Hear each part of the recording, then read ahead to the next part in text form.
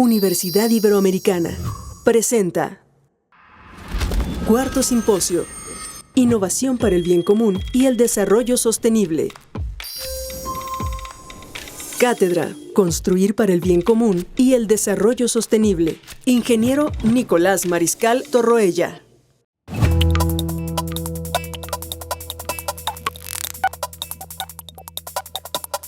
Saludo al maestro José Medina Mora, presidente de Coparmex, al ingeniero Nicolás Mariscal Torroella, fundador de la cátedra y presidente de Marnos. Ahorita se nos incorpora el doctor Anaya Muñoz, y al maestro Javier Cervantes González, director de estudios empresariales, y también a la doctora Azucena Betanzo, coordinadora de la Cátedra para el Bien Común. Saludo a los amigos del ingeniero Nicolás Mariscal, miembros del consejo que también están aquí presentes, amigos, estudiantes y a los que nos siguen de forma virtual en esta transmisión. Un agradecimiento especial para José Alberto Lara y María Zorrilla de Elisa y Centros por la contribución en este simposio. Es un honor darles la bienvenida al simposio Construir para el Bien Común y el Desarrollo Sostenible. Este evento representa una oportunidad única para unir a expertos, agentes de cambio, catedráticos y estudiantes en la reflexión, información y alternativas de solución innovadoras que promuevan el bienestar de nuestras comunidades y la salud de nuestro planeta. En los primeros 3 simposios nos hemos dado la oportunidad de tocar cada uno de los objetivos de desarrollo sostenible. En este cuarto hemos centrado la atención en los temas más actuales y los más relevantes en la materia, como el rumbo de México, los criterios ASG, la innovación, el agua, la tierra, incluso las criptomonedas y la inteligencia artificial, entre otros. Estamos seguros que a través de la colaboración de panelistas multidisciplinarios de diferentes materias, edades, enfoques, se busca un evento de intercambio de conocimientos y esperamos que estos esfuerzos contribuyan a sentar las bases para un futuro más próspero y sostenible. Les agradecemos por su compromiso con estos ideales y les deseamos que este evento esté lleno de inspiración y logros significativos. Isaac Newton expresó la frase: los hombres construimos demasiados muros y no suficientes puentes. Esta idea señala la importancia de fomentar la conexión y la comprensión entre las personas. Esta cátedra está cimentada en la misma filosofía de vincular, de unir, compartir y motivar a las personas a construir para el bien común y el desarrollo sostenible. Para mí, nuevamente, me enorgullece como secretario de la cátedra invitar a que nos dé unas palabras de bienvenida al fundador de la cátedra, que su lema es construir puentes, el ingeniero Nicolás Mariscal Torroella.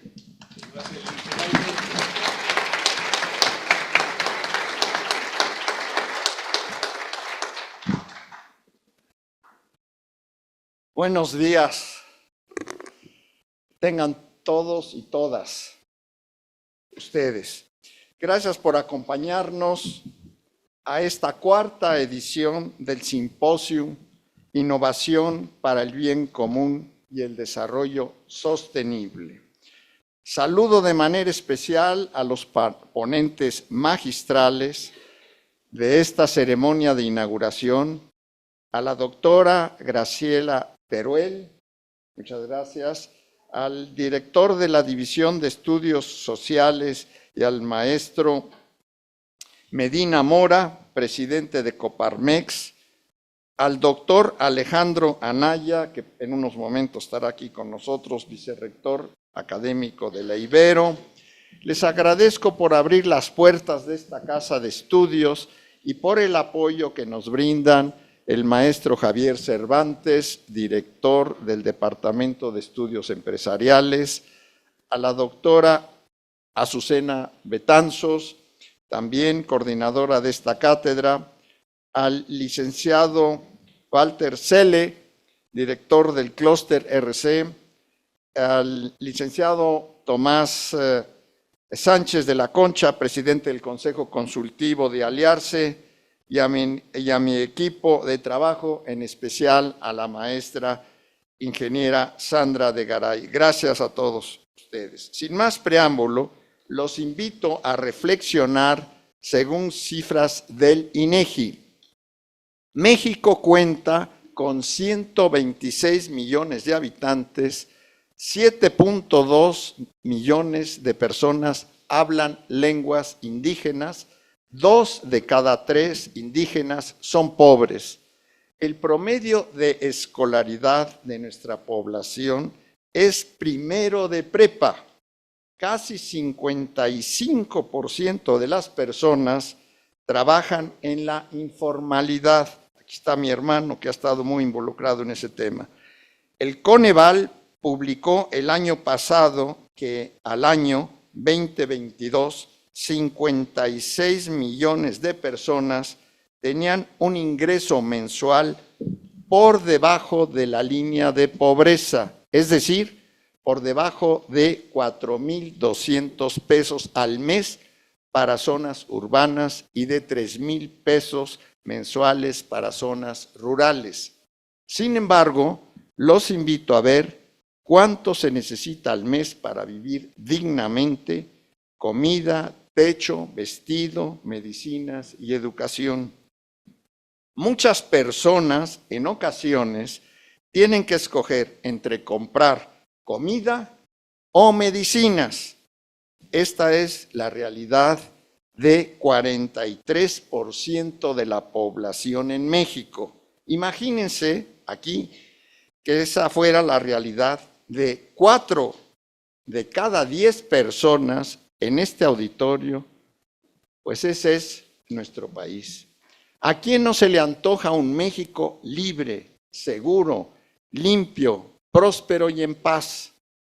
¿Cómo nos enlazamos con el otro? ¿Quién es el otro?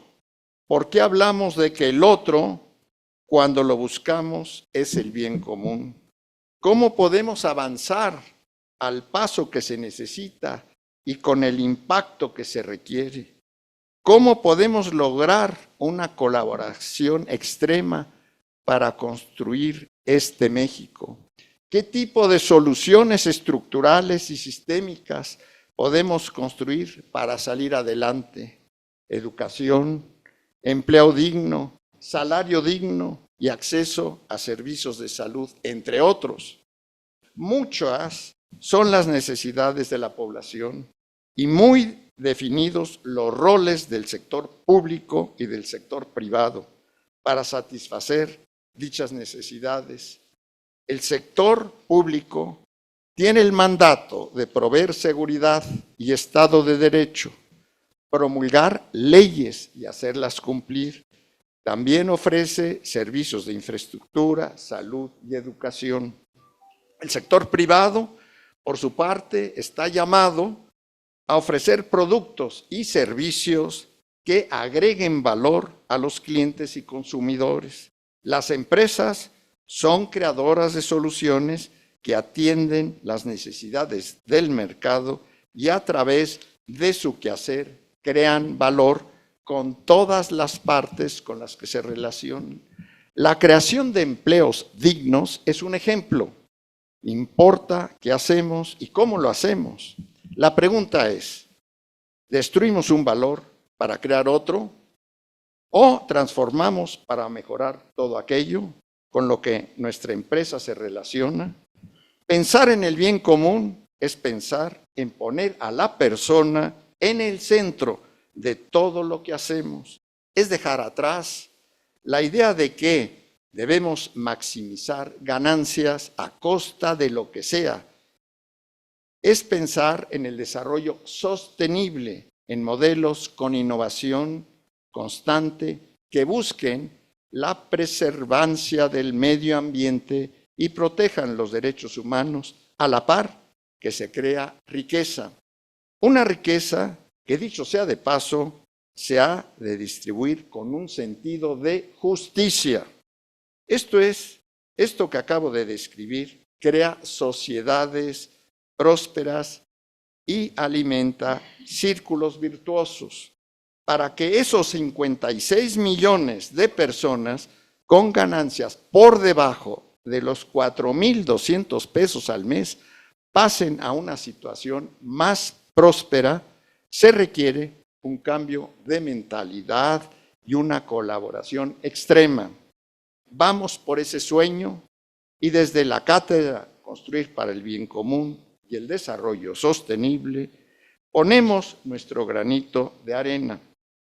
Desde su creación, en agosto del año 2020, buscamos inspirar a los jóvenes y darles herramientas para la creación y puesta en marcha de ideas con impacto positivo. A lo largo de estos 4 años, hemos contado con la participación de cerca de 130 expositores, mayormente mexicanos, aunque también de otras partes del mundo, cuyas conferencias están al alcance de todos ustedes y asimismo, y sin costo por supuesto, asimismo la cátedra cuenta con 2 programas, el simposio y el reto, mientras que el simposio, este que estamos celebrando hoy día, apunta a ser fuente de diálogo e inspiración. El reto busca impulsar el emprendimiento.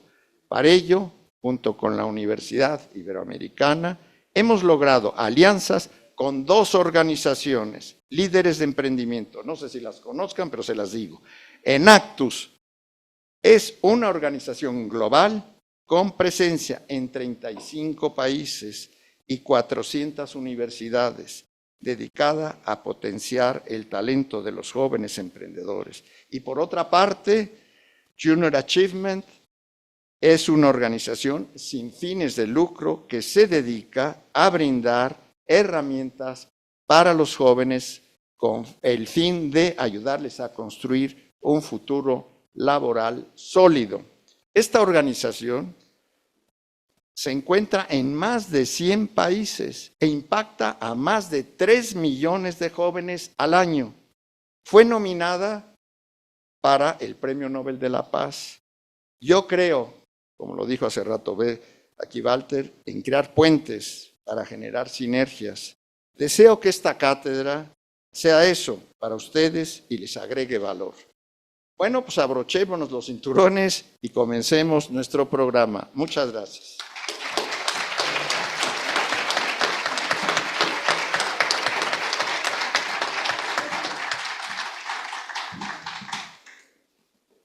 Muchas gracias. Le agradecemos al ingeniero Nicolás Mariscal Torroella estas palabras que nos dedica. Les damos la bienvenida a todos los que nos acompañan hoy, empresarios, amigos, colegas, académicos, estudiantado. Muchísimas gracias por estar en este evento. Nos llena de emoción que este ya es nuestro 4º simposio, como comentaba el ingeniero Mariscal, desde aquel agosto del 2020 que se firmó el convenio con la universidad, ya este es el 4º simposio. Y también, pues, en la segunda parte del año ya los estaremos invitando a nuestro también 4º reto de emprendimiento. Voy a leer ahora la semblanza de la doctora Graciela Teruel, directora de la División de Estudios Sociales, quien nos va a dirigir unas palabras y quien también nos va a hacer favor de presentar al maestro Medina Mora, nuestro ponente magistral. La doctora Graciela Teruel es licenciada en Economía por el ITAM y maestra y doctora en Economía por la Universidad de California, Los Ángeles. Ha participado activamente en la evaluación de impacto de programas sociales, entre los que se encuentran Progresa, Oportunidades y Proyectos Productivos. Dentro de sus contribuciones más importantes en el ramo de medición del bienestar se encuentra ser codirectora de la Encuesta Nacional sobre Niveles de Vida de los Hogares, 2002, 2005 y 2009, primera encuesta en México de tipo multitemático y longitudinal, con representatividad nacional. Entre sus áreas de investigación se encuentran medición del bienestar, pobreza y evaluación de programas sociales. Sin más, le cedo la palabra a la doctora Teruel. Muchas gracias.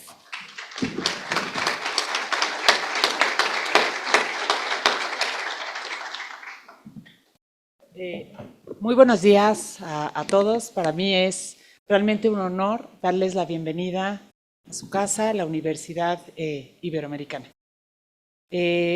Quiero darles la bienvenida a todos los que nos acompañan de manera presencial y también a los que nos están siguiendo de forma virtual a este 4º simposio de innovación para el bien común y el desarrollo sostenible en el marco de la cátedra Construir para el Bien Común y el Desarrollo Sustentable fundada por el ingeniero Nicolás Mariscal Torroella. Bienvenidos a esta su casa, a la Ibero. La carta encíclica Laudato Si, en la que se inspira esta cátedra, nos habla sobre la generación de vínculos entre la academia, el ámbito profesional, el estudiantado, para lograr el cuidado de la casa común. En línea con la filosofía ignaciana de la Ibero, de buscar que cada alumno sea la mejor versión de sí mismo, es que hoy inician las actividades de este cuarto simposio para que las y los jóvenes tengan la oportunidad de aprender de la experiencia real, de viva voz de quienes se desempeñan en el ámbito laboral y académico. No hay mejor aprendizaje que aquel asimilado a partir de la experiencia. A 4 años de iniciados estos simposios, vemos la relevancia que va tomando el evento para nuestros claustros, para nuestro estudiantado y nuestra comunidad en general. Se ha trabajado sobre temas diversos, como ya se comentaba hace un momento, de gran riqueza para la formación de nuestros jóvenes, temas variados que van desde la macroeconomía, la sostenibilidad, las alternativas al problema de la escasez del agua, que hoy es uno de los grandes temas, innovación, environmental, social and governance, gobierno corporativo, el cambio climático, los límites del planeta, la economía de Francisco y un enfoque de sostenibilidad para las nuevas tecnologías. Damos la bienvenida calurosa al ingeniero Nicolás Mariscal Toroella, quien decidió fundar esta cátedra en su alma mater, la Ibero. El doctor Alejandro Anaya se disculpa porque tuvo un contratiempo, nuestro vicerrector, y no pudo estar aquí esta mañana. Al maestro Javier Cervantes, director del Departamento de Estudios Empresariales, en la cual se aloja esta cátedra, y por supuesto al maestro José Medina Mora, que hoy nos acompaña como ponente magistral.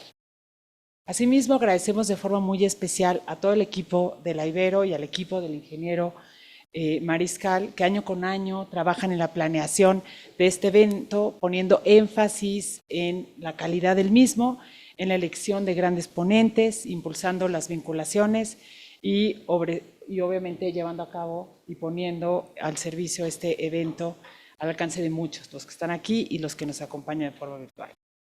La Universidad Iberoamericana tiene entre sus principales objetivos buscar la excelencia integral humana, lograr el impacto social, así como la eficiencia y la sostenibilidad. Transferir conocimiento de manera humanista, integral y sin distinción es uno de los objetivos de esta cátedra, dirigida principalmente a los jóvenes, ya que son ellos quienes van a hacer la diferencia en la construcción de un futuro más justo y más próspero. Esto se logrará mediante colaboraciones, el trabajo conjunto, cooperación, transdisciplina y como principales valores de su actuar justamente la justicia. El ingeniero Nicolás Mariscal, todo nuestro agradecimiento y reconocimiento por esta gran labor, así como a los asistentes también por estar aquí. A continuación leeré una breve semblanza del maestro José Medina Mora, quien nos presentará la ponencia magistral titulada Macroeconomía Sostenible, que viene obviamente de nuestro presidente de Coparmex. Hoy regresa a su alma mater, donde estudió la licenciatura en Ingeniería Civil, cuenta con 2 maestrías de la Universidad de Stanford, Ciencias de Ingeniería con especialidad en Sistemas y Administración de Empresas con especialidad en Finanzas, así como un doctorado profesional en Dirección de Proyectos de Ingeniería por la misma universidad. Además, una maestría en Gobierno y Políticas Públicas por la Universidad Panamericana. Es fundador y presidente del Consejo de Administración de Compus Soluciones. En 2007 fue uno de los 100 empresarios más importantes de México, según la revista Expansión. En 2011, Ernst & Young lo nombró Entrepreneur of the Year en el sector de tecnologías de la información. En 2012, Endeavor de Occidente lo reconoció por su trayectoria empresarial. Es profesor invitado del IPADE. Participa en diversos consejos de empresas e instituciones de beneficencia y sociedad civil. Es consejero de Endeavor de Occidente y miembro del Consejo Consultivo de Nafinsa y Banamex. De 2014 a 2017 fue presidente de Coparmex Jalisco, vicepresidente nacional del fortalecimiento estructural de 2016 a 2019 y secretario general de la Confederación en 2020. Muchísimas gracias por estar aquí y bueno, gracias y bienvenido y te cedo la palabra.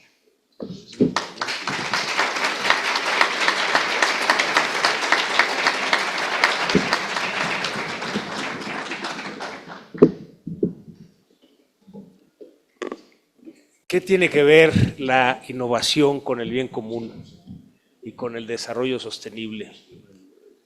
Creo que desde el mismo título de la cátedra nos reta a ir mucho más allá de lo que es normalmente el desarrollo y lo que aprendemos aquí en las aulas, pero también lo que hacemos en las empresas.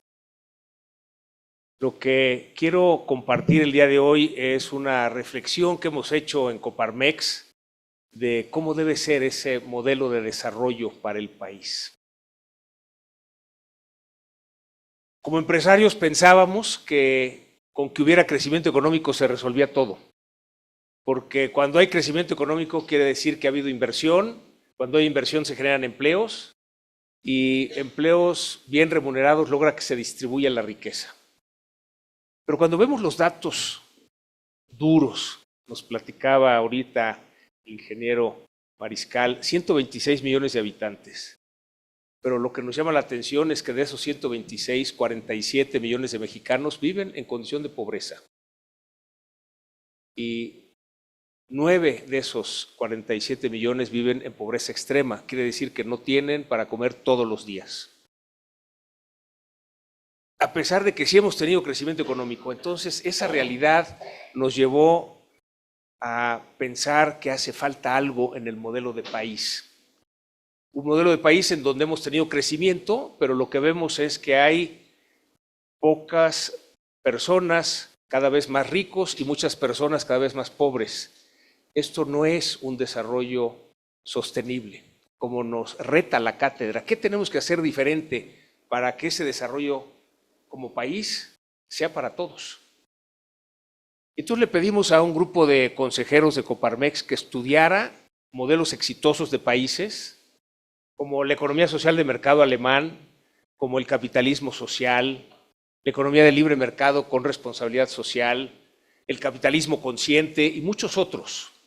Y la propuesta es un modelo de desarrollo inclusivo, que básicamente sostiene que se requiere el desarrollo económico, es necesario, pero no es suficiente. Tiene que ir de la mano del desarrollo social, de tal manera que nadie se quede afuera, pero también de la mano del desarrollo sustentable, es decir, no utilizar más recursos de los que el planeta puede regenerar, el cuidado de la casa común. Pero también este grupo de consejeros nos dijeron que la única manera de lograr ese modelo de país es que lo construyamos entre todos, hablando de construir puentes. Eso es lo que tenemos que hacer, construir puentes con los que piensan muy diferente, porque finalmente también son mexicanos, y entre todos construir ese modelo de país. Entonces llevamos 2 años y medio presentando el modelo de desarrollo inclusivo con organismos de la sociedad civil en universidades, con los centros empresariales de Coparmex que tenemos en todo el país. Estamos presentes en 105 ciudades de la República. Presentarlo con partidos políticos, con diputados, con senadores, con instancias de gobierno federal, estatal, municipal, con grupos de ciudadanos interesados en México. Y a partir de esa exposición hemos podido ir enriqueciendo el modelo.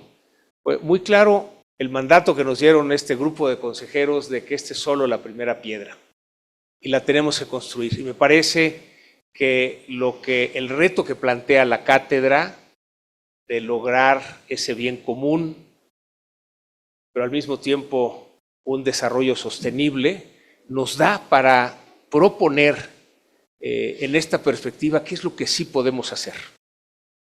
Lo que ven ustedes en pantalla es simplemente un esquema. No pretendo que alcancen a leer las letras, pero sí que tengan una idea de que es un modelo de 20 variables que tiene 3 pilares, y detallaré cada uno de esos 3 pilares. Ese primer pilar es el desarrollo inclusivo y sostenible, que básicamente cuando decimos desarrollo económico con desarrollo social, en desarrollo social nos referimos precisamente a lo que nos decía el ingeniero Mariscal en la parte de la educación, en la parte de la salud. Educación de calidad. Nos dice OCDE que tenemos 4 años de rezago en educación con respecto al promedio de los países de la OCDE. Pero quizá más grave, datos de la prueba PISA nos dicen que hoy niños y niñas, adolescentes de secundaria en México no pueden resolver operaciones aritméticas que resuelven niños y niñas de tercero y cuarto de primaria en el promedio de los países de la OCDE. Si tuviéramos que hacer una sola apuesta al futuro de México, debía ser educación. Y es mucho lo que tenemos que avanzar. Además de este rezago, tenemos un problema grave de deserción escolar, en donde, sobre todo a partir de la pandemia, muchos niños y niñas no regresaron a la escuela. Entonces tenemos esa carga en la educación, que si queremos ese mejor México, necesitamos regresar a esa educación de calidad. Cuando hablamos en desarrollo social, de salud para todos, Coneval, como ya nos decía el ingeniero Mariscal, nos decía en el reporte del 2018, había 20 millones de mexicanos sin acceso a servicios de salud. El último reporte es del 2022, presentado en agosto del 2023, hay 50 millones de mexicanos sin acceso a servicios de salud. Esto se explica por la cancelación del Seguro Popular. Se hizo el INSABI, ya se canceló porque no sirvió. Esperemos que funcione el IMSS Bienestar. Pero por lo pronto tenemos 50 millones de mexicanos sin acceso a servicios de salud. Nos daba el ingeniero Mariscal datos del salario. Y desde luego ha sido un tema en donde como Coparmex nos hemos comprometido a impulsar subir el salario mínimo. Y fue una primera gran coincidencia con este gobierno federal. Los gobiernos anteriores habían resistido a que se subiera el salario mínimo y un poco era porque el salario mínimo estaba ligado a muchas variables, entonces cuando subía el salario mínimo subían los precios de todo, se generaba inflación y se perdía el poder adquisitivo del salario de los trabajadores y entonces se optó por mejor estacionar el salario mínimo. A partir del 2016 se logró desindexar el salario mínimo de todas esas variables, es cuando aparece la UMA, es cuando hemos podido impulsar gradualmente el aumento al salario mínimo.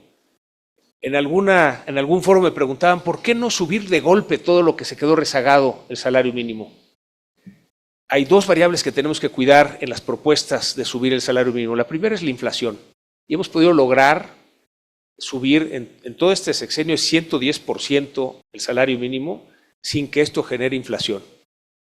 Por cierto, con ese 110% de aumento al salario mínimo, somos el país de la OCDE con el salario mínimo más bajo.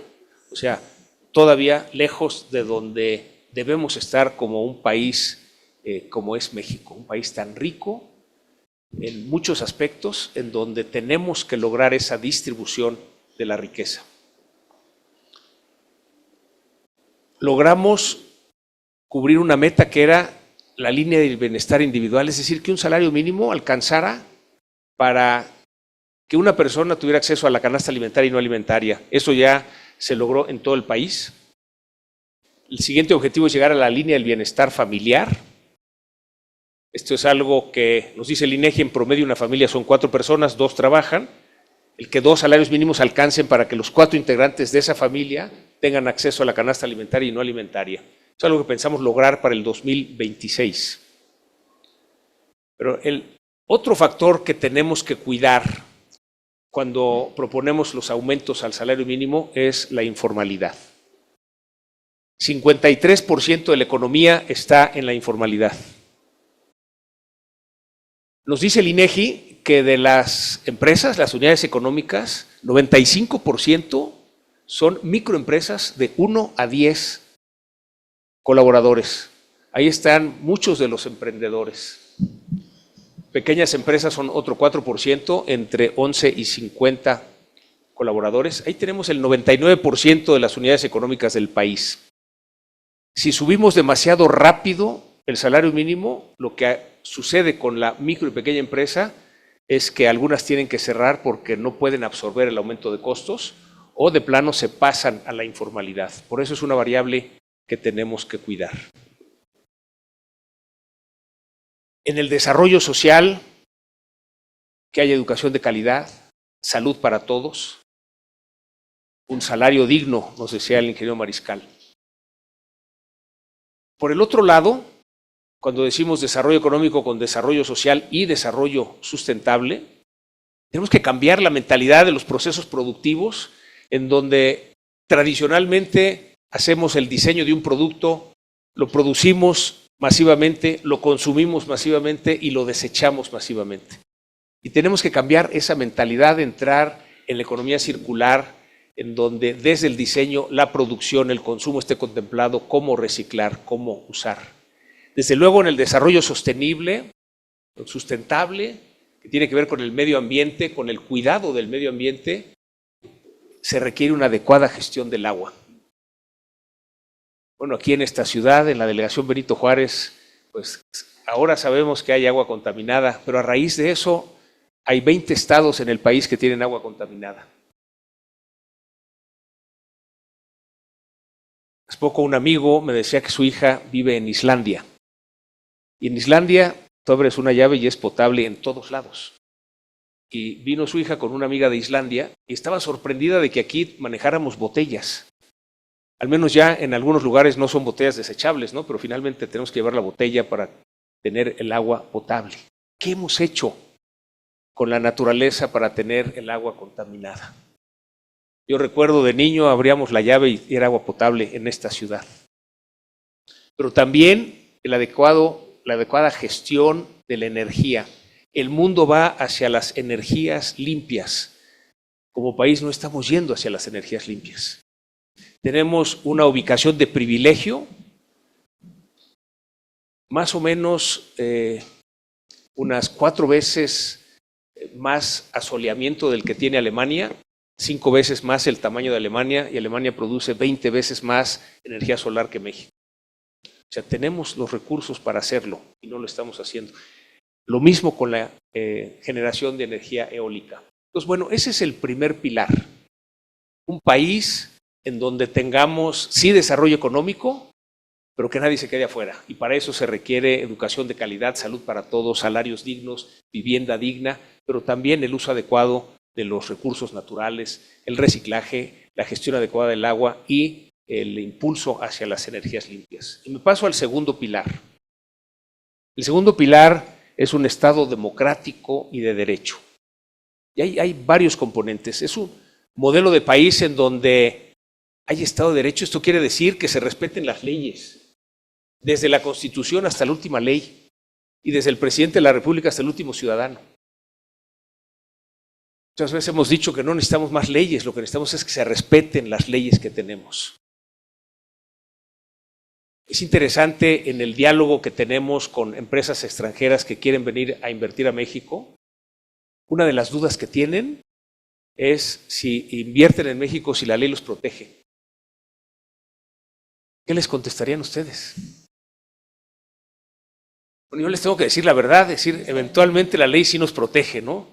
Y les cuento pues casos como cuando el Ejecutivo tiene una iniciativa de reforma constitucional en materia electoral que llega al Congreso y que requiere mayoría calificada porque es cambiar la Constitución, y que salimos los ciudadanos en 65 ciudades en defensa del INE, y que los diputados de oposición voltearon a ver la manifestación de los ciudadanos y votaron en contra. Se rechaza la reforma constitucional, pero aprueban ese plan B con la mayoría que tienen, a pesar de ser inconstitucional. Y luego nos lleva tiempo, meses. Como Coparmex participamos con 2 amicus curiae, que es literalmente amigo de la Corte, elementos para que los ministros de la Corte pudieran evaluar Esa iniciativa afortunadamente es desechada porque se respeta la Constitución. Y es lo que les digo a las empresas extranjeras, a veces nos lleva más tiempo, pero sí se respeta la ley. Entonces, un país con Estado de Derecho, pero también un país con seguridad, justicia y paz. Y ahí los jesuitas han sido fundamentales. Ustedes recordarán lo que sucedió en la misión de Cerocagui en la Sierra Tarahumara y que en este asesinato de 2 jesuitas y un guía de turista hizo que subiera la voz no nomás los jesuitas, sino la Conferencia del Episcopado Mexicano. El año pasado nos convocó la Conferencia del Episcopado Mexicano a organismos empresariales a tener un encuentro de obispos y empresarios, algo que no sucedía. Nos reunimos en Guadalajara, en el ITESO, la Universidad Jesuita de Guadalajara, obispos de todo el país, con empresarios de todo el país, en el ejercicio de qué tenemos que hacer, además de exigir a la autoridad que nos dé la seguridad que por mandato constitucional les corresponde, qué es lo que podemos hacer nosotros desde la ciudadanía. Luego la Conferencia del Episcopado Mexicano convocó foros con sindicatos de trabajadores, con universidades, con otras iglesias, y en septiembre en Puebla hace un gran vaciado de todas las ideas y de ahí surge la Agenda Nacional por la Paz. Una agenda que desde luego suscribimos como Coparmex, difundimos, estamos convencidos que contiene los elementos que podemos hacer desde la ciudadanía para recuperar ese México en paz que todos queremos. Por cierto, de ahí surgen las 117 compromisos por la paz que la Conferencia del Episcopado Mexicano le planteó a las 2 candidatas y al candidato a la presidencia de la República. Firmó Xóchitl Gálvez, firmó Jorge Álvarez Maínez y firmó con reservas la candidata Claudia Sheinbaum, argumentando que no estaba de acuerdo con el diagnóstico sobre la inseguridad en el país. Bueno, nos da la claridad de las perspectivas que tiene cada una de las candidatas y candidato. El documento de compromisos por la paz lo suscribimos, no nada más lo hizo la Conferencia Episcopal Mexicana, sino alrededor de 50 organizaciones de la sociedad civil. Entonces, este es el segundo elemento del modelo de país, en este segundo pilar, o sea, un México con seguridad, justicia y paz. Que podamos recorrer como ciudadanos cualquier parte del país sin ser víctimas de un delito, que las mercancías lleguen a su destino sin ser robadas, que no seamos víctimas de extorsión, ese México en paz que todos anhelamos. Un tercer elemento tiene que ver con un avance de la democracia, que haya democracia en el país. Hace un poco más de 3 décadas en este país decidimos que queríamos democracia. Fue cuando se ciudadanizó el IFE, Instituto Federal Electoral, hoy INE, y hemos recorrido en estas poco más de 3 décadas de un país en donde un solo partido político ganaba todas las elecciones, a un país en donde a veces ni con las mejores encuestas sabemos quién va a ganar o por qué diferencia va a ganar. Un país con democracia en donde haya división de poderes, en donde no se dé que un poder le dé instrucción al otro, que aprueben una ley sin cambiar una coma, sino que hagan su tarea y que discutan. A veces es frustrante cuando, por ejemplo, se proyectó la iniciativa de reforma energética, nos invitaron a paneles, digamos, a un parlamento abierto y durante 6 semanas expertos de universidades, de empresas, de organismos empresariales, de sindicatos de trabajadores, hablamos de distintas perspectivas que tenía que tener esa reforma energética, en donde el planteamiento que hacían era 3 oradores hablando a favor de la reforma energética y 3 oradores hablando en contra de la reforma energética. Y lo que planteamos fue, ¿por qué no mejor hablamos a favor de lo que necesita México? A pesar de las propuestas, la instrucción del Ejecutivo fue que se apruebe sin cambiar una coma. Necesitamos una democracia en donde haya un auténtico equilibrio de poderes. Necesitamos una variable fundamental para que haya democracia en el país, es la participación ciudadana. Y no me refiero nada más a ir a votar el 2 de junio, que por cierto, por favor, agéndenlo y vayan a votar por aquel candidato o candidata que quieran, pero son 20,000 puestos de elección popular. Ejerzan su derecho. Me refiero a una participación ciudadana mucho más amplia. Y si me permite el ingeniero Mariscal, podríamos hacer un censo de cómo andamos aquí Yo les pediría si pueden levantar su mano aquellos de ustedes que participan al menos en un organismo de la sociedad civil. Aquellos que participan al menos en 2, al menos en 3, al menos en 4, al menos en 5. 5. ¿Cuántos? 5.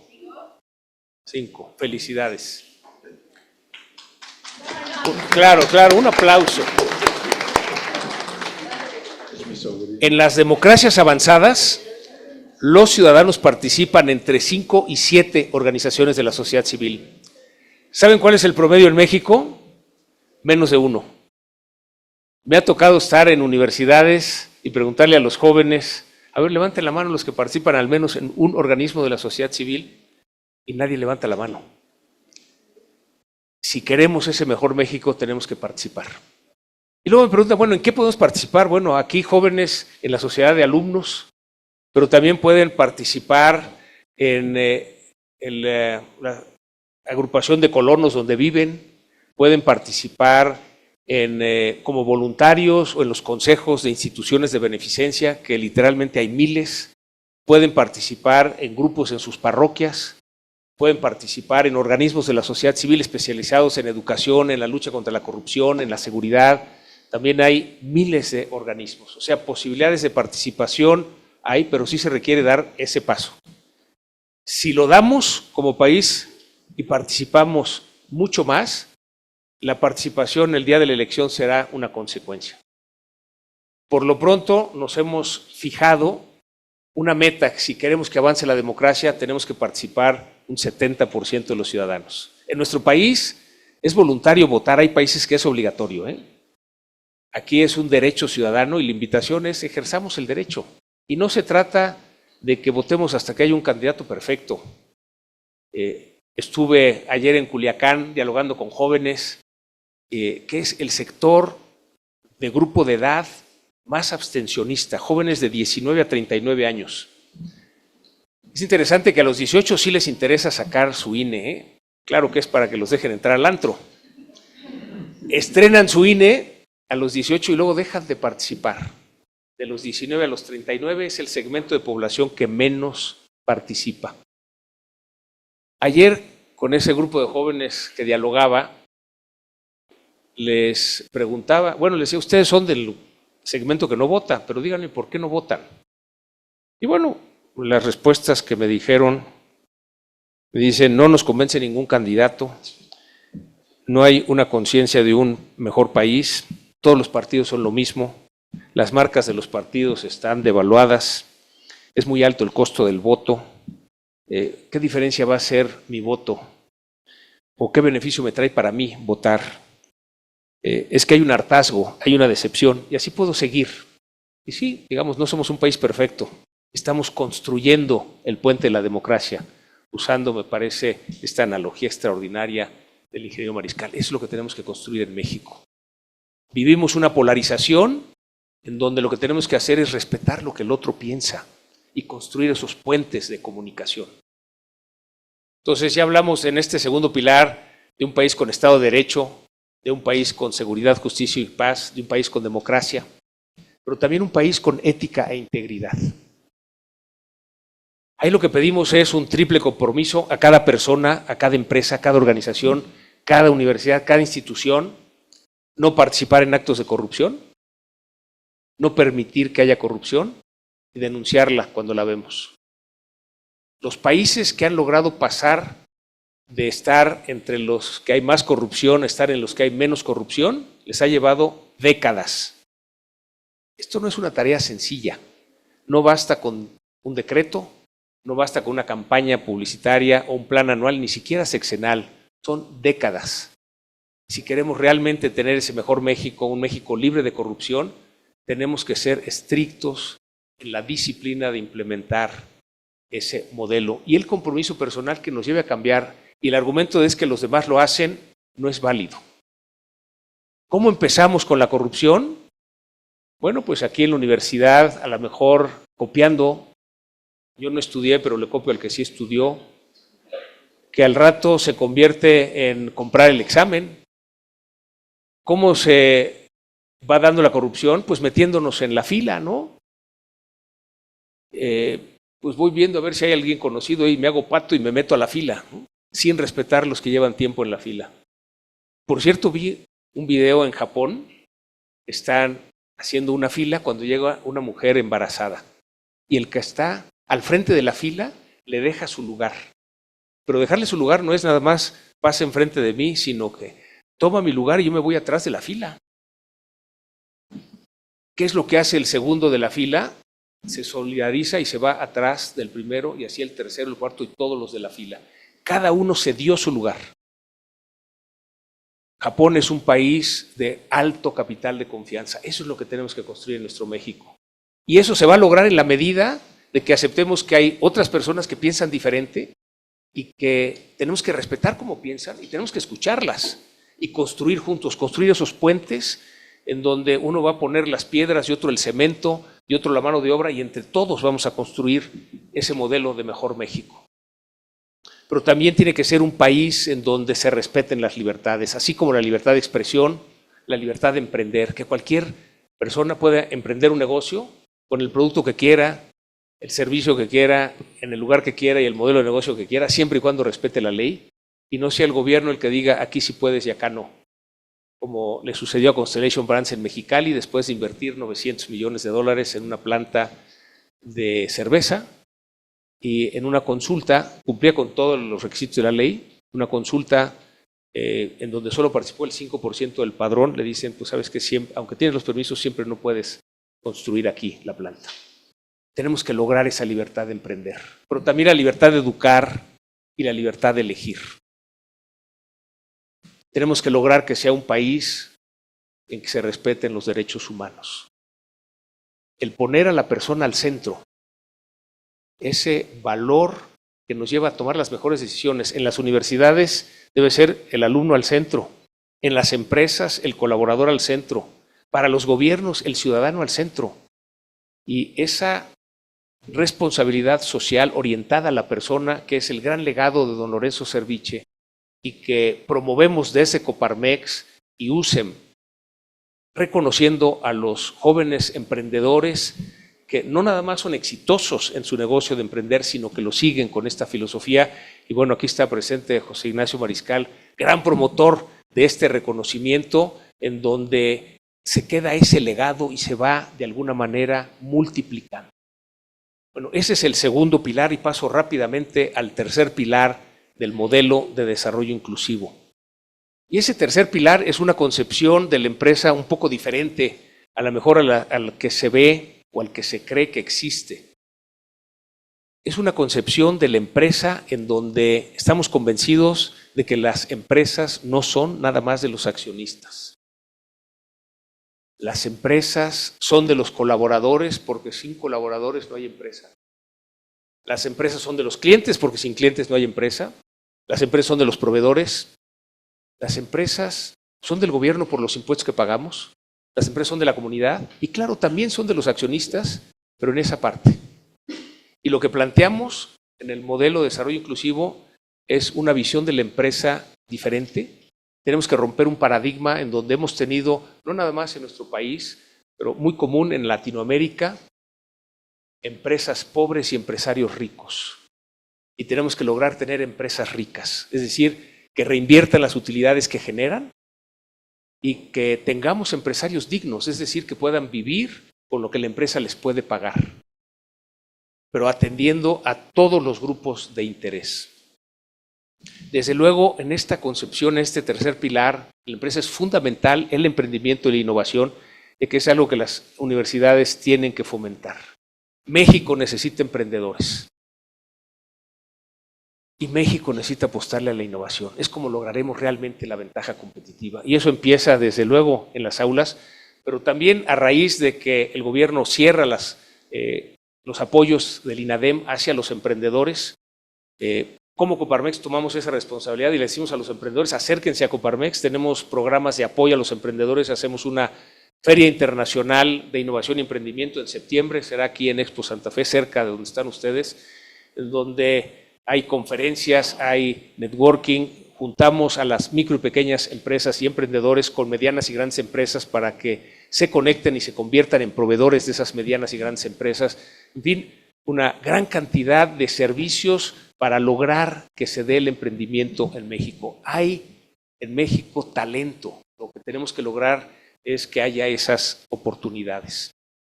Y una reflexión final sobre este tercer pilar es lo que nos toca hacer a las empresas, lo que nos toca hacer a las organizaciones, a las instituciones, a las universidades, y es ver a la empresa, a la organización, a la institución como un vehículo del cambio. Les platico un poco la historia de dónde sale el concepto. Hace 5 años, a raíz de que invitaron al Papa Francisco a Davos, allá donde el Ingeniero Mariscal asiste cada año, y que el Papa Francisco no fue, nunca, siempre invitan a los papas como jefes de Estado, nunca van, pero este Papa contestó: felicidades por el desarrollo económico, ¿qué van a hacer con el desarrollo social? Y con esa pregunta nos invitan a Roma, a un evento organizado entre Davos y el Vaticano, a empresarios a decirles, a ver, ¿qué podemos hacer con el desarrollo social? Y bueno, nos sentamos los empresarios, decíamos, pues, eso le toca al gobierno, ¿no? Pero profundizando en la pregunta dijimos, ¿qué es lo que podemos hacer nosotros en el ámbito de la empresa? Y surge el concepto de la empresa como vehículo del cambio. Y es que a veces cuando vemos estos grandes desafíos que tenemos como país, pensamos que no podemos hacer nada. Cuando hablamos de que el salario mínimo pues está muy bajo, por cierto es 7,500 el salario mínimo ahorita, 9,100 es la línea del bienestar familiar, y entonces lo que le decimos a las empresas, oye, si puedes, paga al menos la línea del bienestar familiar. Pero una empresa en Chihuahua, viviendera, nos dice que hace el ejercicio de cuánto les tiene que pagar a sus trabajadores para que además de alcanzar la línea del bienestar familiar puedan pagar un crédito hipotecario de las casas que ellos construyen, y llegan a un tercer nivel, el salario digno, 12,000 pesos. Pero el enfoque que le dan es interesante. Y me regreso nada más tantito. En noviembre del año pasado nos volvieron a invitar a Roma para decirnos, oigan, después de 5 años, ¿qué han hecho? Los testimonios extraordinarios, uno de ellos de Luis Enrique Terrazas, precisamente sobre el salario digno. Y él lo que dice es, cuando combinas el respeto a la dignidad de la persona, entonces pregunta en las obras, oye, ¿dónde toman agua los albañiles? Pues ahí de la llave o de la manguera. Oye, pero esa no es potable. Pero ya están acostumbrados. Hay que ponerles agua potable en las obras. Oye, ¿dónde comen? Pues ahí en el piso, alrededor del fuego. A ver, mesas y sillas. Tratar dignamente a la persona. Dice que lo que empezó a pasar es que de otras obras empiezan a llegar albañiles y dicen, pues aquí sí me tratan bien. Y no nada más eso, sino que les pagan más. Él sabía que el reto era que al subir sus costos no podía subir los precios de sus casas y entonces tenía que lograr una mayor productividad. Pero su testimonio es contundente porque dice, la respuesta de los albañiles y los trabajadores de la construcción fue responder en aumento de productividad, ese mejor trato y ese mejor salario. Y entonces dice, ahora ganamos más. Qué curioso paradigma. La propuesta que hacemos en el modelo de desarrollo inclusivo a cada empresa es voltea a ver al que gana menos en tu empresa. ¿Quién es el que gana menos? Y les confieso que cuando hicimos ese análisis en Soluciones, encontramos que los que ganaban menos era el personal de limpieza. Lo teníamos subcontratado con el equivalente de lo que ahora nos costaba, el equivalente a lo que hoy son 2 salarios mínimos, pero al bolsillo de las señoras de la limpieza, de los trabajadores de la limpieza, les llegaba un salario mínimo. Propusimos al Consejo contratar directamente a los colaboradores que están en el área de limpieza con los 2 salarios mínimos, o sea, un aumento del 100% de su salario. Créanme que les cambias la vida. Y bueno, pues la persona que los acompañó al cajero, porque estando ya en la nómina, depósito directo, para enseñarles dónde tenían que picar para sacar el efectivo, se dio cuenta que no es que no supieran dónde picarle, sino que no sabían leer. Teníamos analfabetismo. Entonces, claro que propuso un curso de alfabetización y una vez que se completó, dijo, ¿qué sigue? educación primaria, con la plataforma del INEA, el Instituto de Educación para Adultos, con colaboradores de la empresa como instructores voluntarios. Bueno, el día que todos terminaron la primaria, porque ahí incluimos ya no nada más al personal de limpieza, sino a recepcionistas, auxiliares, choferes, almacenistas. Cuando todos acabaron la primaria, en el edificio corporativo que tenemos en Guadalajara son 8 niveles el lobby, entonces nos avisaron, salimos todos a los pasillos y ellos los llevaron al lobby y les rendimos un fuerte aplauso. Un momento mágico. Estas personas jamás pensaron terminar su educación primaria, menos ser reconocidos por ello. El resultado ha sido que ya todos terminaron la secundaria, están estudiando la preparatoria, hay 2 estudiando ya la licenciatura.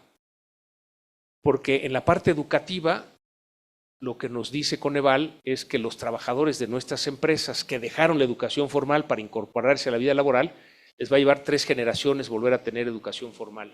Es decir, que ni ellos ni sus hijos van a ser sus nietos.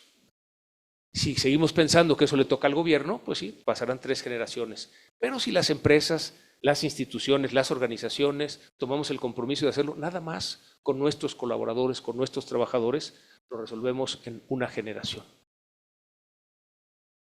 Recordando que la educación es esa apuesta de largo plazo para el país y sí está en nuestras manos el poderla resolver. Pero lo mismo, así como vimos, podemos resolver la parte de la pobreza financiera ofreciendo ese salario digno.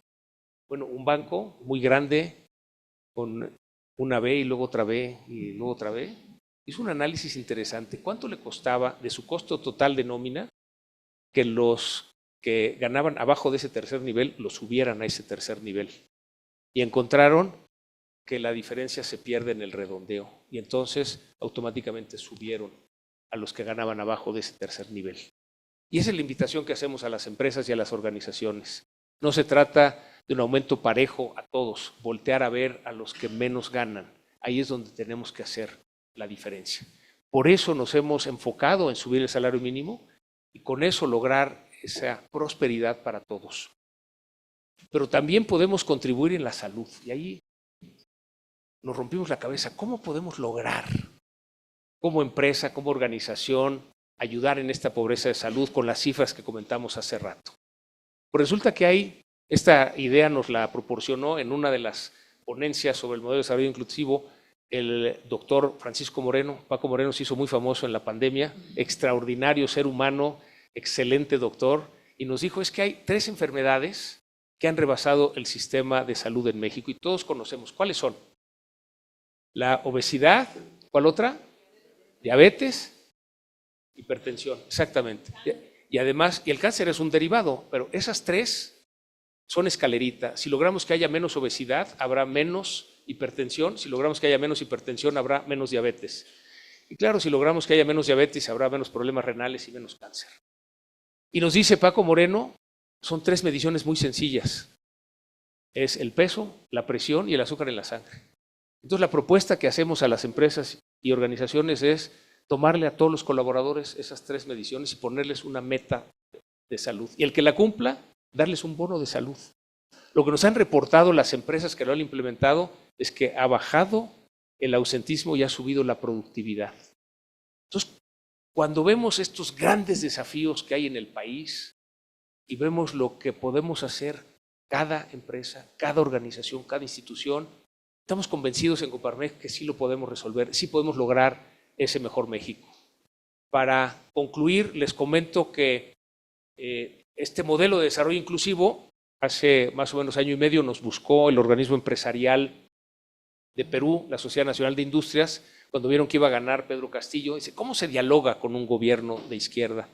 La receta la dio el ingeniero Mariscal, construir puentes, buscar los temas comunes, escuchar y construir de las coincidencias. Pero también les platicamos del modelo de desarrollo inclusivo.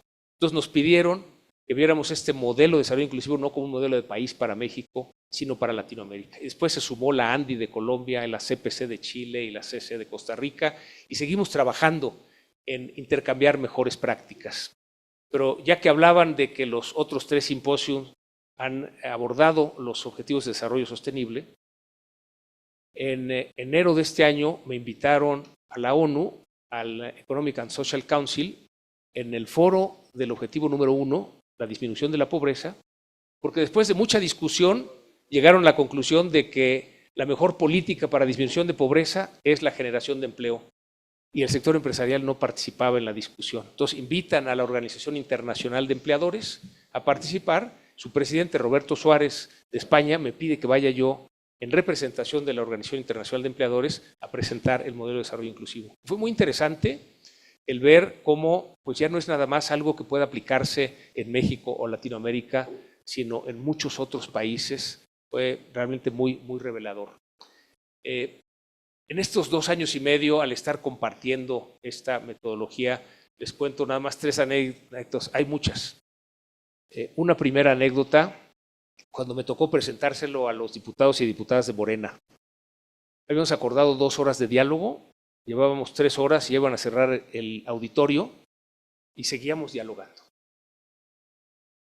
Una diputada en silla de ruedas nos dijo, oye, se oye muy bonito cuando hablan del respeto a la dignidad de la persona, pero ustedes en sus empresas nos cierran la puerta a las personas con discapacidad. En el mejor de los casos nos dan un puesto de baja responsabilidad, no nos valoran como persona. Dice, a propósito, tengo que salir corriendo a mi junta de comisión y ahí se fue en su silla de ruedas. Es una realidad, un cambio que tenemos que hacer en las empresas y en las instituciones. Estaba también María Rosete, líder de los vendedores ambulantes de Tepito. Y me dijo María Rosete que para ella, para su familia, por generaciones, la manera de subsistir ha sido el comercio ambulante.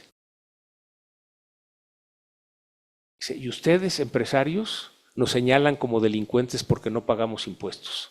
¿Por qué no mejor nos ayudan a entrar a la formalidad? ¿No? Desde luego nos reunimos después con María Rosete, la invitamos a un panel sobre informalidad, nuestro encuentro nacional, nos dijo otras 2 verdades. La primera nos dijo, ojalá solo pagáramos impuestos. Dice que ellos tienen que pagar permisos, el ayuntamiento, la alcaldía, y luego pagar derechos, ¿no? El dueño del piso pues, se lleva también su derecho. Y cuando ese dueño del piso quiere dárselo a alguien más, mete los bulldozers y los desalojan. En esa lucha le mataron al marido y a un hermano. Y nos dijo una segunda verdad. Nos dijo, ¿saben qué productos vendemos? Dice, porque no vendemos ni robado ni contrabandeado. Los productos que vendemos son los que ustedes hacen en sus empresas. Somos un canal de distribución para ustedes. Y es donde vemos cómo la formalidad y la informalidad están íntimamente ligadas. A partir de ahí hicimos un comité de estudio de la informalidad y hemos encontrado, por ejemplo, que hay informalidad positiva. Cuando una ama de casa hace pasteles en su cocina para complementar su ingreso familiar, es algo que ayuda. En fin, mucho que se pudiera hablar de la informalidad, pero quisiera comentarles que en mayo del año pasado fuimos a la Sierra Tarahumara con la idea de qué tenemos que hacer para integrar a nuestros hermanos rarámuris. Son también mexicanos. Entonces nos metimos a la sierra. Llegamos a una comunidad que les lleva mucho tiempo ir por el agua. Entonces dijimos, pues está muy fácil, ¿no? Yo soy ingeniero civil de aquí de la Ibero, entonces se hace un tanque, unas bombas, unas tuberías, llave, agua a la casa. Y nos dicen los rarámuris que para ellos es muy importante ir por el agua porque primero les permite estar en contacto con la naturaleza y segundo, darle gracias a Dios por el agua. Y entonces aprendimos que tenemos que escuchar más. Si queremos integrar a todos, no es llegar a decirles lo que tienen que hacer, sino escucharlos. En otra comunidad les llevaron una piñata. Ustedes imaginan la imagen de unos niños rompiendo una piñata. No está en la cultura rarámuri pegarle las piñatas, pero cuando se les convenció de que era un juego, pues le pegan, se rompe la piñata, caen los dulces y se quedan los niños rarámuris alrededor de los dulces. Hasta que una niña recoge un dulce, otro dulce, un niño un dulce, y cuando cada quien tenía un dulce sobraban muchos. Y entonces dicen, ¿no quieren más dulces? Había una lección de solidaridad. Dicen, esos son para los que no tienen. Nosotros ya tenemos nuestro dulce. ¿Qué tenemos que hacer para lograr un México con desarrollo inclusivo en el que todos quepamos? Tenemos que abrirnos a entender las necesidades de todos los grupos. Entender que muchos piensan diferente y está bien. Si los escuchamos con respeto, podemos construir juntos. creo que ya estoy sobre el tiempo. Podría contarles muchas más anécdotas, pero creo que aquí me voy a detener. Creo que con estos ejemplos refleja qué es lo que estamos haciendo en la construcción de este puente entre todos los mexicanos para lograr este modelo de país para las próximas 2 décadas. Ese México que sea más justo, un México que sea más libre, un México que sea más democrático y un México en paz que todos anhelamos. Pues sin más, agradeciendo la invitación a esta cátedra y la oportunidad de platicar sobre el modelo de desarrollo inclusivo, muchas gracias y enhorabuena.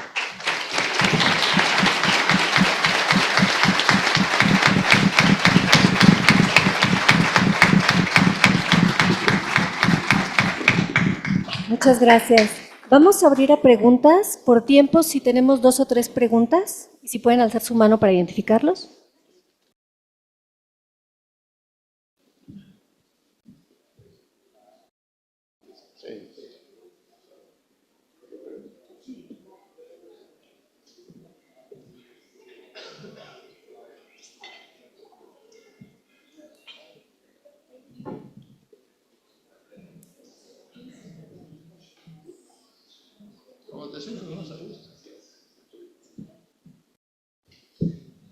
Buenas tardes, ¿qué tal? Gracias por la ponencia, por presentarnos un modelo tan interesante. Yo me quedé pensando en la India, en esta acción que hacen de sacar a 10 millones de personas de la pobreza cada año. Y le quiero preguntar, porque seguramente hay, pero no lo estoy viendo. ¿Cuál es la línea del tiempo para cumplir esto? O sea, ¿cuál es la línea del tiempo para sacar a los 50 millones de mexicanos de la pobreza o algo así que mencionó? Es decir, ¿lo vamos a lograr en 6 años, lo vamos a lograr en 5, en 4, en 2? ¿A dónde está eso? Porque creo que si no le ponemos esa línea de tiempo, no lo podemos medir y por lo tanto no lo podemos alcanzar. Gracias. Sí, lo que pensamos es que lo podemos lograr en 2 décadas. No es un plan sexenal, esto requiere de trabajo a largo plazo, pero lo que tenemos que lograr es avance cada año. Y lo que vemos con las cifras es que pues, en este sexenio ha aumentado la pobreza extrema. Si bien es cierto que ha disminuido la pobreza multifactorial, ha aumentado la pobreza extrema. Entonces tenemos que lograr avance cada año.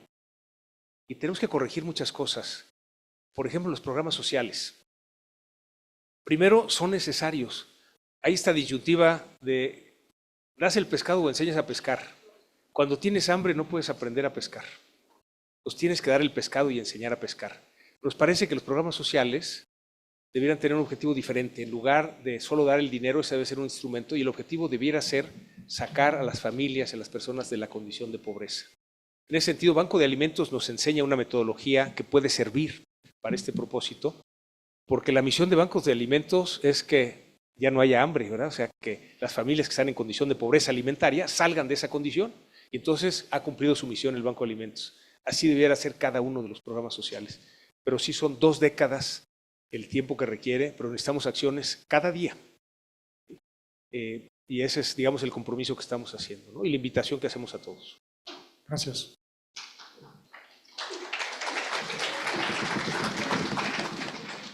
¿Alguien más? Allá atrás, ¿sí? ¿Pueden ayudar a pasar?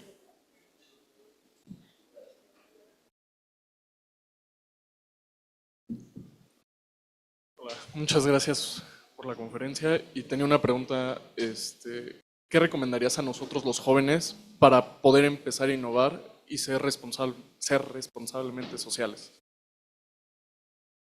Atreverse a innovar. La innovación es la que te va a permitir la ventaja competitiva. Y te cuento un caso. Jacobo y María en San Martín Tilcarejo, Oaxaca. Una población que no tenía ni internet. Ellos hacen trabajo en madera, hacen alebrijes. Comprometidos con la educación, mandan a sus hijos a estudiar aquí a México y de regreso, uno de ellos les dice que tienen que hacer una agencia de marketing digital. Ellos no entienden de qué se trata, pero le creen y entonces van a negociar con la Telefónica que les ponga una línea dedicada para tener internet y que la puedan pagar a plazos. Y eso les permite sus diseños de los alebrijes hacerlos enormes. Jacobo y María llevaron esos alebrijes gigantes a una exposición al Rockefeller Center en Nueva York.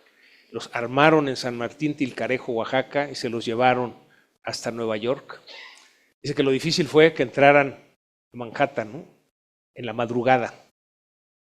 Y en esa sencillez de Jacobo y María, le decían, pero no crean que somos los primeros mexicanos en exponer en Rockefeller Center. Antes hubo otro mexicano y le pregunta a Jacobo, ¿quién fue el otro que expuso en Rockefeller Center? Diego Rivera. Ah, sí, Diego Rivera. Jacobo y María se atrevieron a innovar. Y no nada más eso, sino a compartir su conocimiento. Su taller lo han convertido en un taller escuela, de tal manera que todo el pueblo ha aprendido al trabajo de madera y está lleno de talleres. La comunidad se ha transformado. Esto nos da, me parece, la claridad de que el talento está igualmente distribuido y lo que tiene que haber es oportunidades. Ustedes jóvenes, aviéntense, anímense a innovar. No es que el futuro esté en sus manos, el presente está en sus manos. Este país está en sus manos. Lo que ustedes hagan o dejen de hacer es lo que será el futuro, no nomás para ustedes, sino para sus hijos. En la línea natural de la vida nosotros llevamos de salida y es a ustedes a los que les toca tomarlo. Entonces, yo te diría que justo los jóvenes son los que se atreven. Entonces, atrévanse a innovar y encontrarán maravillas. A mí me tocó innovar hace 39 años, fundé mi empresa. Trabajaba yo para una gran empresa, me pagaban muy bien, un trabajo muy interesante y decidí dejar eso y emprender. Y no es fácil emprender, ¿no? La realidad es que quebramos el primer año, volvimos a quebrar el segundo año y no fue sino hasta el tercer año que logramos el punto de equilibrio y ya un modelo de negocio sostenible. Hoy estamos en el año 39. Si no me hubiera atrevido a innovar en ese tiempo, pues creo que hubiera perdido mucho en la vida, sobre todo en la formación de muchos colaboradores que han pasado por la empresa en estos 39 años. Entonces anímense, ¿qué es lo peor que puede pasar? Que no funcione lo que piensas y vuelves a empezar. Hoy hay muchos apoyos para que puedan emprender y que puedan innovar.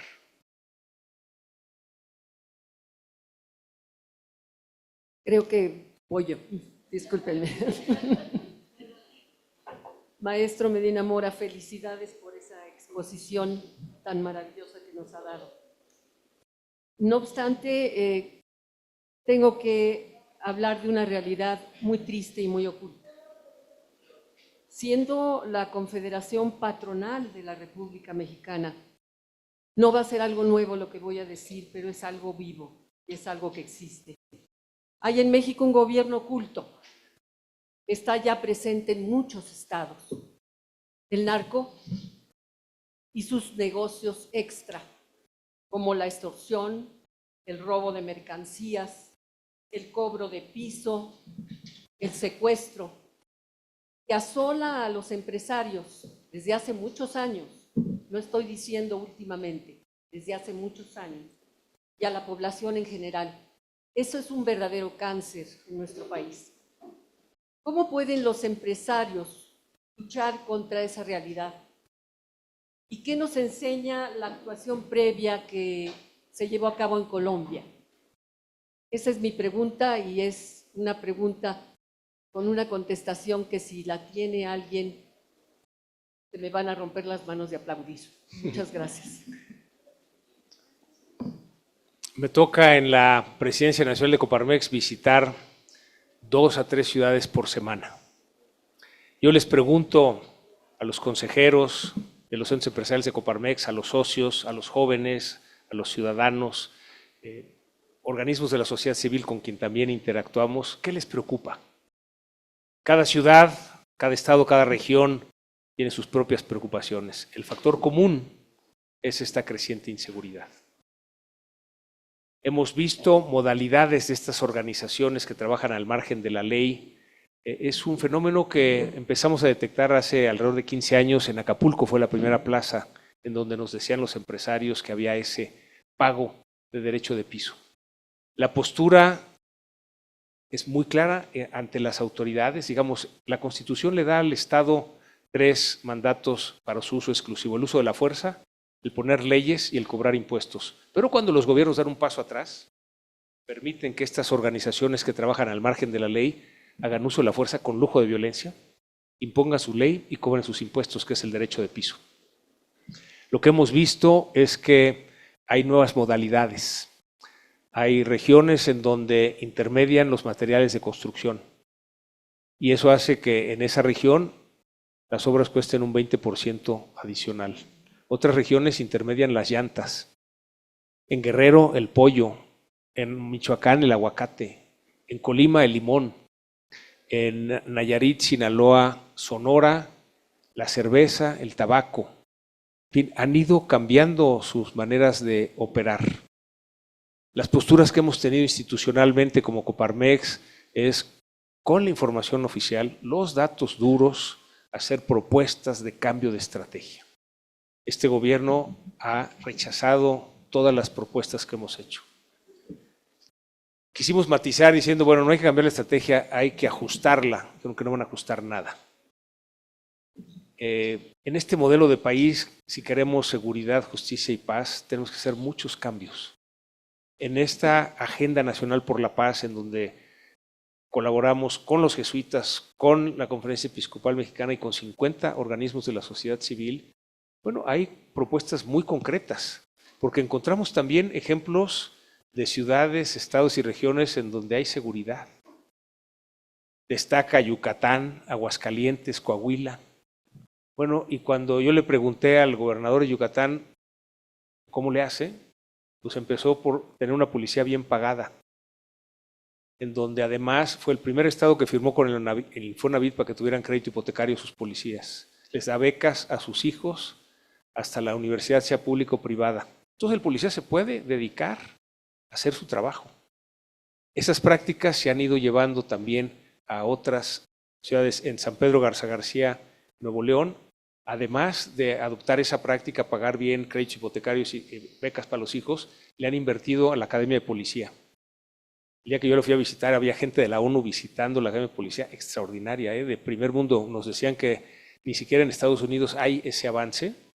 Lo tienen integrado a la comunidad de tal manera que los cadetes para hacer ejercicio van al gimnasio, que es de la comunidad, y va también la gente de la comunidad. Hay que invertir en las policías estatales y municipales, hay que invertir en sistemas. Cuando vemos los presupuestos en esta administración, ha caído el presupuesto de seguridad, solo sube al ejército, pero al ejército no le permiten actuar y el ejército no está entrenado para las acciones de seguridad pública. Ahorita el ejército puede, desde luego, está a cargo de la seguridad nacional y puede estar en seguridad pública hasta el 2028, así está la Constitución, pero los ponen a hacer carreteras, sucursales bancarias, manejar líneas aéreas, aeropuertos. No son funciones para las que estén dedicados. Hay mucho lo que tenemos que hacer, hay que construir puentes. Sí estamos dialogando con nuestros colegas de Colombia las prácticas que siguieron. Es un reto enorme y hemos estado en ese diálogo con las candidatas y candidatos a la presidencia de la República de qué tenemos que hacer diferente. Y hay una parte que le toca al gobierno y otra parte que nos toca desde la ciudadanía. Y pues estamos comprometidos a hacerlo. Esta Agenda Nacional por la Paz, a que nos ha convocado los jesuitas y la Conferencia Episcopal Mexicana, ha generado esperanza en muchas comunidades en donde por fin se ve que alguien hable de que tenemos que hacer algo diferente, de que tenemos que actuar. Pero nos hace falta todavía mucho, pero seguimos en esa construcción de puentes para lograr ese México seguro. Una última pregunta.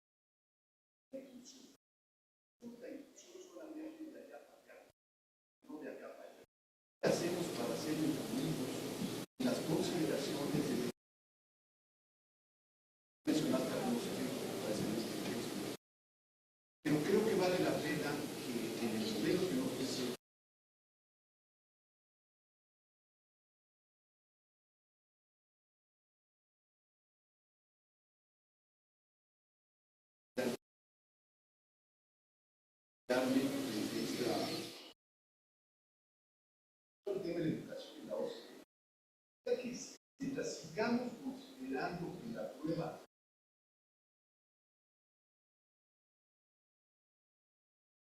vamos a quedarnos siempre atrás del príncipe.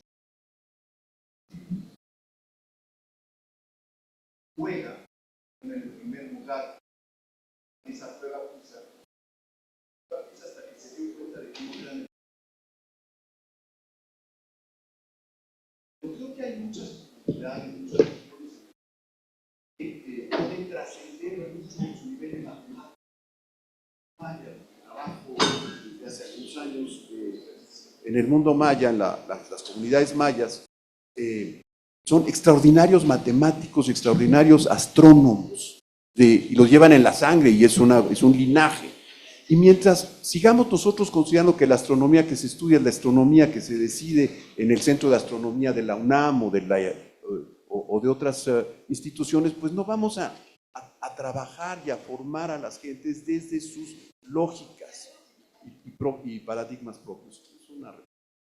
Sí, dos comentarios. Creo que es toda la razón en que tenemos que buscar pues, esa otra manera de educar y pues digamos fortalecer lo que sí tenemos, lo que sí somos.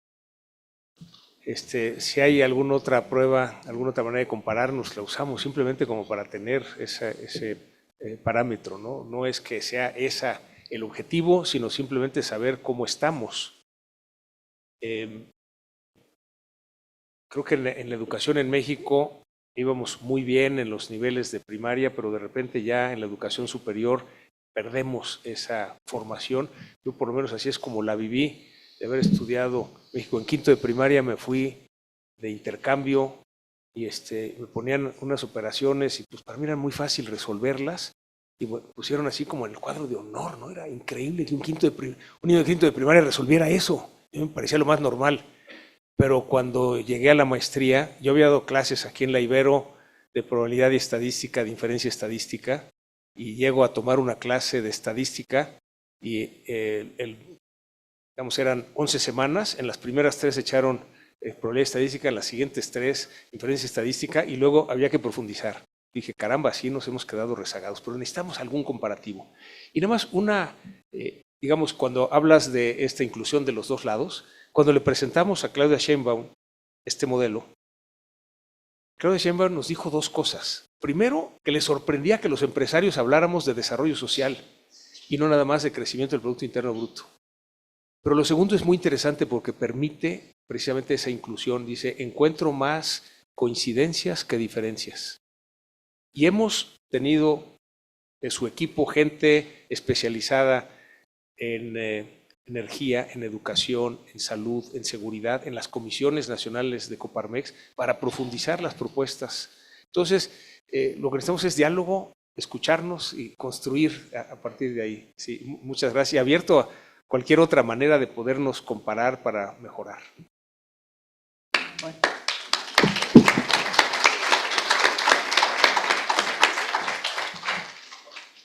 Yo antes que nada quiero felicitarte, Nicolás, hermano mío, y todos los que están aquí presentes. Pero hay algo que falta, que es esencial, es el sí a la vida y el sí a la familia. Es un deterioro muy importante que se está dando desde el origen de la vida. ¿Sí? O sea, el abortar es el agua vaya, el que niñas de cualquier nivel socioeconómico lo sucede. La familia, el deterioro de las familias. Es la esencia, es la piedra angular de una sociedad. ¿Qué está pasando para mejorar eso? Yo los invito a que apoyen a BIFAC, una asociación que llevamos pues ya más de 40 años trabajando por el sí a la vida y por sí a la familia. Empresarios, tenemos que partir de la esencia. ¿Qué es la vida? ¿Qué es la familia? Muchas gracias. Sí, muchas gracias. Yo creo que es mucho lo que podemos hacer desde la empresa, ver no nada más al colaborador al centro, sino ver que atrás de él hay una familia. Y, por ejemplo, asegurarnos que los hijos de nuestros trabajadores permanezcan en la escuela, asegurarnos que tengan acceso a la salud y así, digamos, difundir que en los valores la familia va primero. Es algo que pues verbalizamos mucho en Coparmex. Cuando hay un tema de la familia, eso es la prioridad, olvídate de lo demás. Y lo mismo en la empresa. Yo creo que en la medida de que difundamos los valores y que hagamos vivos esos valores en la práctica, desde luego que apoyarnos en la familia es lo que nos permite tener pues, esa base fundamental para salir adelante. Muchas gracias. Bueno, pues agradecemos y te damos un reconocimiento por tu excelente exposición al maestro José Medina Mora. Por favor, pasamos aquí adelante para la fotografía. Por favor. Y un reconocimiento. Muchísimas gracias.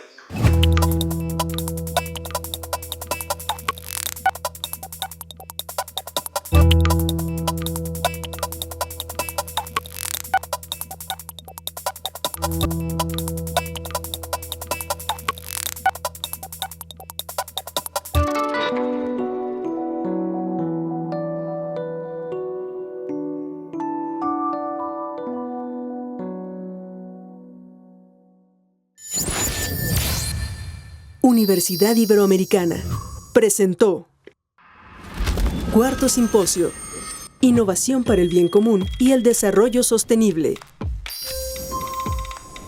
Cátedra, Construir para el Bien Común y el Desarrollo Sostenible.